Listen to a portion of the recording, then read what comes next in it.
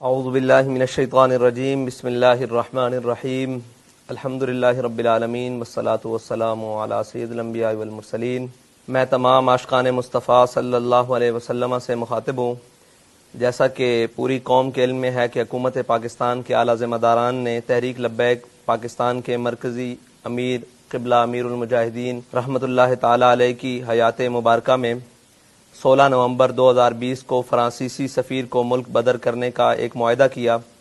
اس معاہدے کی تکمیل کے لیے دوبارہ 2 ماہ کا مزید وقت 20 اپریل تک مانگا گیا، جس کا باقاعدہ اعلان وزیر اعظم پاکستان نے پوری قوم کے سامنے میڈیا پر کیا۔ یہ معاہدہ خالصتاً حضور صلی اللہ علیہ وسلم کی عزت و ناموس کے لیے ہے۔ تحریک لبیک یا رسول اللہ پاکستان کی مرکزی مجلس شورا نے اتفاق رائے سے فیصلہ کیا ہے کہ 20 اپریل بروز منگل تک اگر حکومت پاکستان نے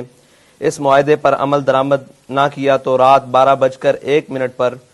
قبلہ امیر المجاہدین کے مزار اقدس سے ناموس رسالت صلی اللہ علیہ وسلم مارچ کا آغاز کیا جائے گا۔ لہذا اہلیان پاکستان تمام تر وابستگیوں سے بالا تر ہو کر خالصتاً حضور سید عالم صلی اللہ علیہ وسلم کی عزت و ناموس کے لیے میدان عمل میں آئیں اور اپنے آقا کریم صلی اللہ علیہ وسلم کے سامنے سرخرو ہوں۔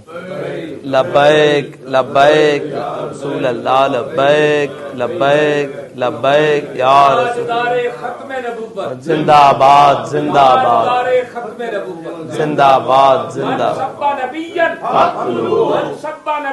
فاقتلوہ